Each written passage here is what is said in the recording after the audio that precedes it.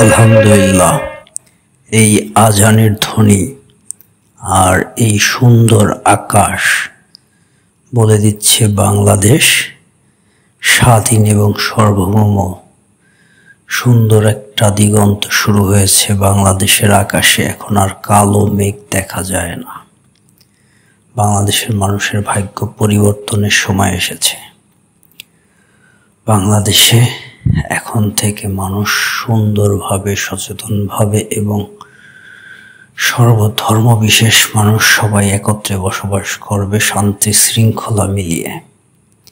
এই বাংলাদেশে আর কোনো প্রকার দখলদারি রাজনৈতিক দল সুযোগ পাবে না। বাংলাদেশ সাম্প্রদায়িক দেশ হিসাবে নিজেদের অবস্থান তৈরি করবে। বাংলাদেশ মানুষের সুন্দর এবং সুদীর্ঘ এবং সমৃদ্ধ বাংলাদেশ তৈরি হবে, এটাই আমাদের চাওয়া। আজকে এই যে আকাশটা দেখছেন, কত সুন্দর, কত মুগ্ধ, কত রঙিন, এটাই বলে দিচ্ছে আসলে একটা পরিবর্তন কত সুন্দর হয়, কত জরুরি, কত প্রয়োজন মানুষের। এই পরিবর্তনের মধ্য দিয়ে উঠে এসেছে সমাজের সকল শ্রেণীর মানুষের হৃদয়ে ভালোবাসা, আন্তরিকতা এবং প্রয়োজনীয়তা।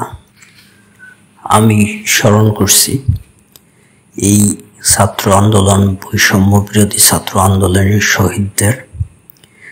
মীর মুগ্ধ তার পানি পানি বলা শব্দ এখনো কানে ভাসে। আবু সাইদ যেই বুলেটের সামনে বুক পেতে দিয়েছে এখনো চোখে ভাসে। সে আবরার শহীদ, এরা ওই আকাশ থেকে বাংলাদেশের নতুন দিগন্তটাকে লিখে দিচ্ছে। তারা ওখান থেকে বলে দিচ্ছে বাংলাদেশের ভাগ্য পরিবর্তন হয়ে গেছে। এই শহীদদের পরিবারকে শ্রদ্ধা এবং গভীর সমবেদনা। ভালো থাকো তোমরাও পরে। বাংলাদেশকে একটা নতুন বাংলাদেশ উপহার দিয়ে তোমরা চলে গেলে। তোমাদের প্রতি ভালোবাসা নিরন্তর, যতদিন এই বাংলাদেশ রবে তোমাদের প্রতি ভালোবাসা, শ্রদ্ধা থাকবে এই বাংলাদেশ হৃদয়ে।